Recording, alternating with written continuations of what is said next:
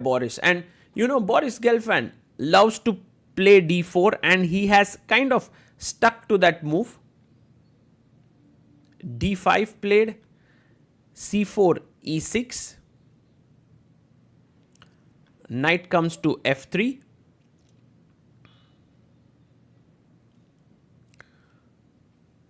And Praggnanandhaa now has to decide what to play here. He goes knight to f6.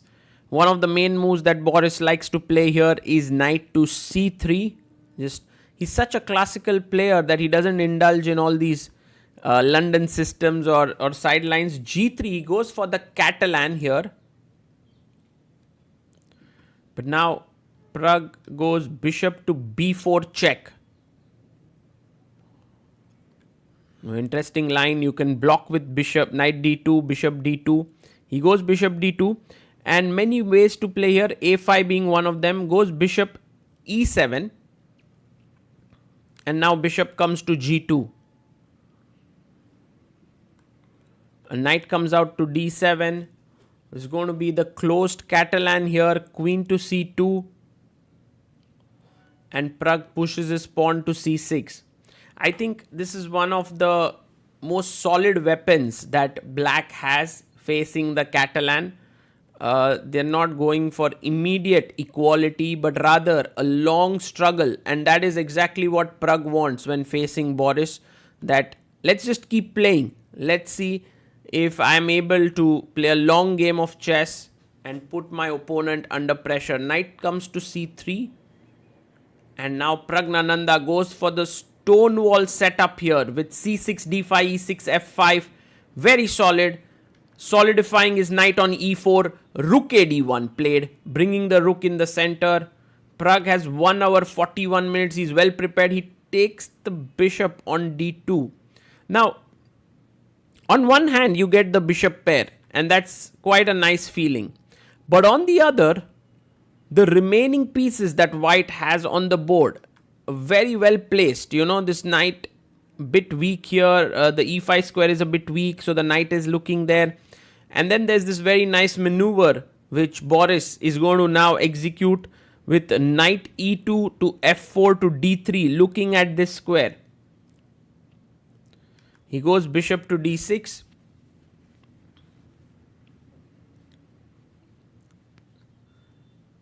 And Gelfand plays rook to b1.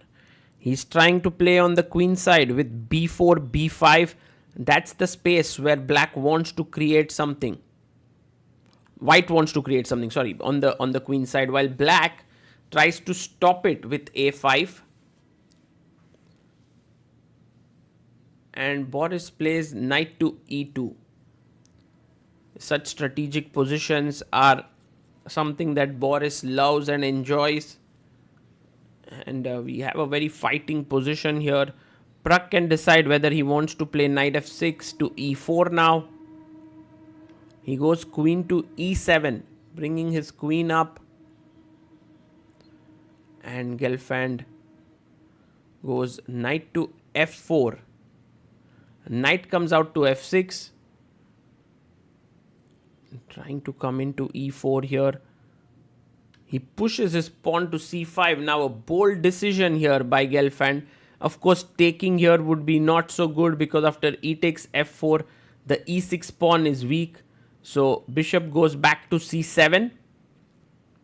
Knight jumps to d3. And now the e5 square is something that you want to sit upon.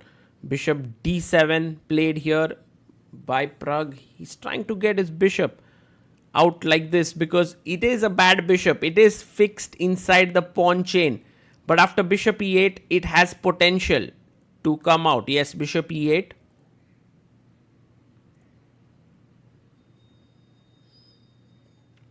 And now rook to c1 played.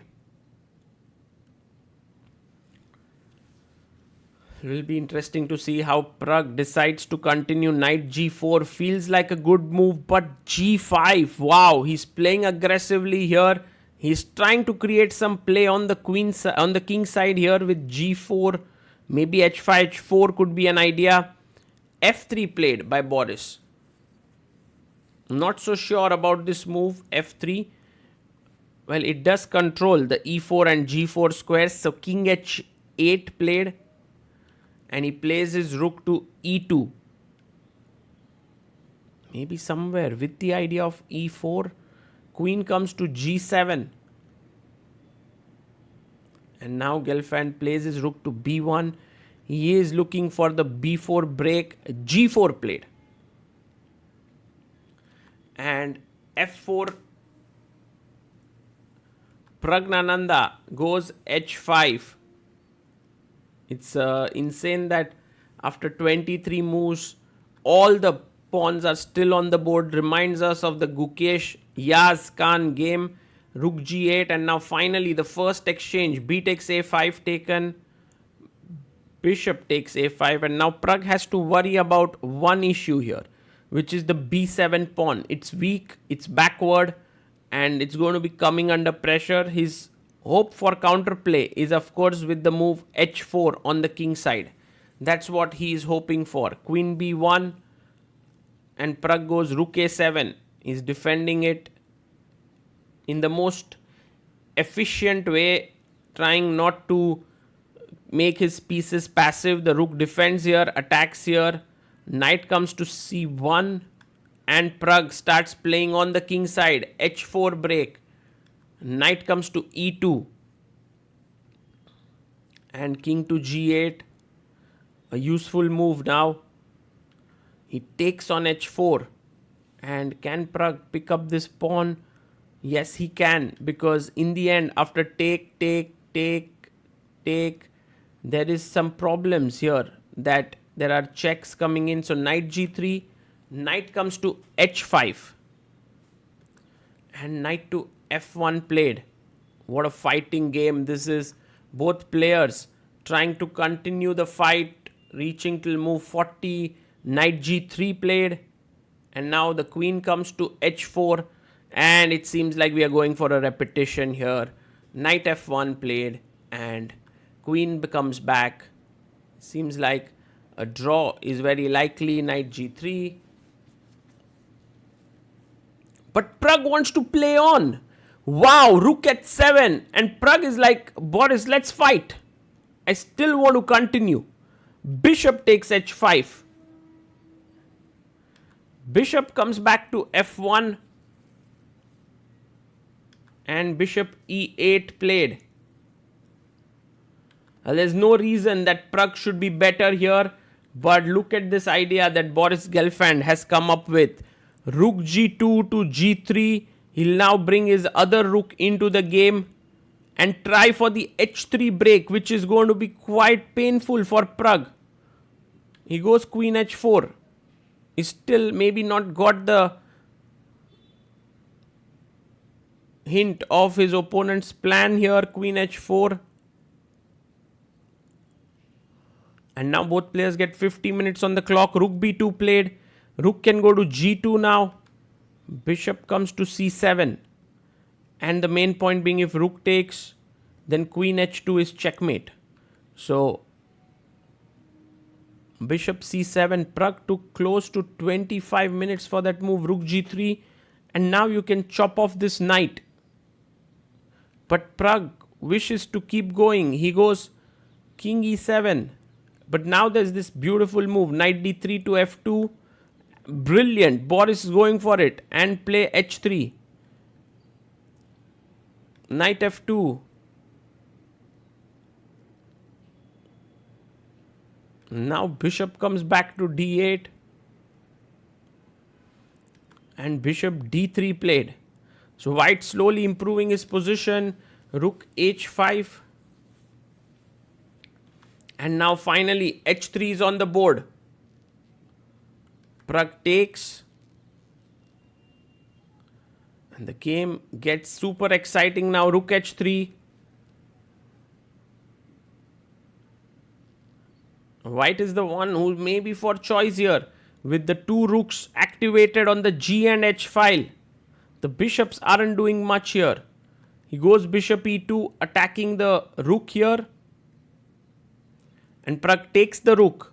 Rook takes rook. Knight takes to knight h3, g5 is coming in. So takes it.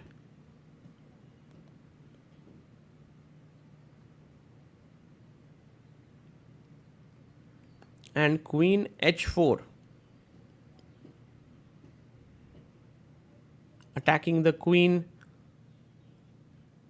Attacking the knight. The knight jumps in. Knight to g5. And this is dangerous somewhere. Like if you take, maybe there's fg. He goes bishop h5, offering a trade. And if you go like rook here, there is check and e3 is hanging. So have to be careful. He takes. Queen takes. And now we are on move 51. Pragg has 5 minutes. Boris 13 minutes. He goes rook h2. And have to be careful as Pragg. You can't be passive because rook h7. And actually it's black who is on the offensive. Queen g4 check.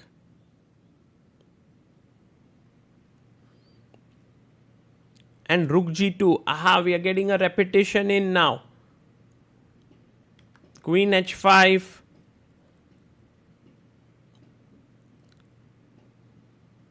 Rook h2. Queen check. And it's a draw coming in. What a fight between these two players. And whoa, Boris is like, not a draw now. I want to fight for a win. Plays king f2. Pragg chops off. Bishop takes g5. What a move. My goodness. fg5. And guys, you cannot take here. This is losing because after rook h7, it's a winning position. Pragg goes e5, making space for the king to come to e8. Rook g2. Man, Boris Gelfand, insane fighting spirit there. Queen h4 check.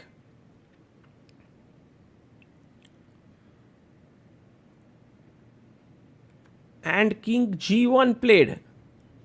Wants to push the g pawn down the board. Pragg goes queen h3. But maybe it's going to be a dangerous position now. Okay, if you push, there is queen e3 with maybe perpetual coming in. So queen e1. Now defending the pawn on e3. Putting all the hopes on the g pawn. Guys, 59th move. Final move now. Before time control. Look at Boris's time. He has 1 minute 22 seconds. He comes down to 7, 6, 5. He needs to maybe play g6. With 1 second plays rook g3 and blunders. Blunders big time because now queen h4. Just pinning here with the threat of f4 is game over. Praggnanandhaa finds... Oh, no, this is... Yes, plays queen h4. Amazing. And it's all over, guys. f4 does not just attack this way, but also this way. That's the problem. And let's see when Boris Gelfand comes to the board, what is his reaction? Because this one was huge moment in the game. He comes back to the board, writes down the move queen h4.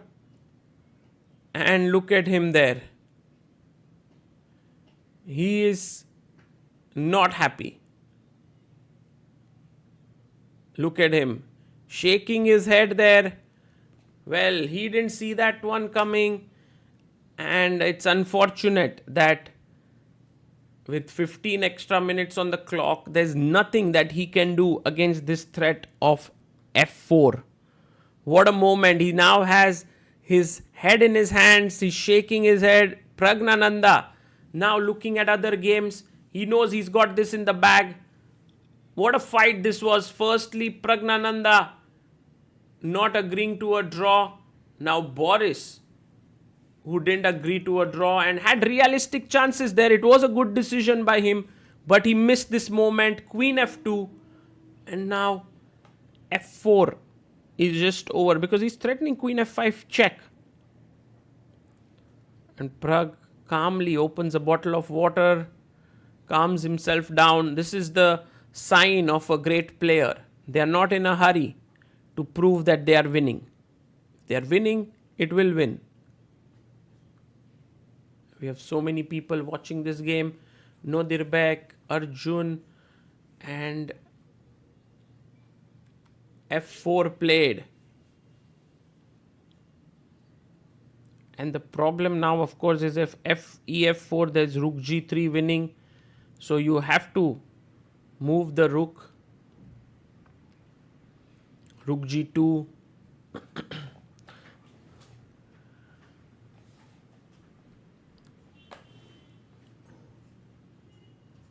And he takes, queen takes f2. If rook f2, there is fe3 attacking the rook, then ed4 as well. So he plays king takes f2, and now it feels like rook a2 should win, but the problem is this position is a draw in fact. So Pragg rightly takes on e3 with a check, and Boris goes up king to f3, and now e takes d4 is winning, but even more clinical is e2, with the point that e2, king e2, rook a2, trade ed4 and then wins. So e2 found, and you have to come back king to f2, and many ways to win. ed4 should win, but perhaps the most powerful is rook e3, threatening to queen, and after king e1 you have ed4 threatening d3 d2, and black is too quick to win. Pragg, of course, just calculates it like a silent assassin there and finds the move rook e3, beautiful move, and it's all over. He resigns, and Praggnanandhaa scores a win. One of the things that I've always admired about Boris is no matter how he loses, he's always very respectful of his opponent, analyzes with them, talks to them. It's just his way of saying that I respect chess a lot. And yeah, a huge win here for Pragg, because the game was heading in the direction of a draw, and he moves to 2.5 out of 3. Players are extremely tired. The game went on for 6 hours almost, and they're just analyzing here what are the possibilities. At the end of this video, you will see some final moments of Pragg after his win, and also a short interview with the youngster. We hope you enjoyed this game. It was the clash of generations. It was the clash of two fighters, two uncompromising players with a fighting attitude, and the world of chess was treated to a wonderful encounter which ends with smiles on the faces of the players. This part is just different. What? This part is just different. I thought I'm still both, no?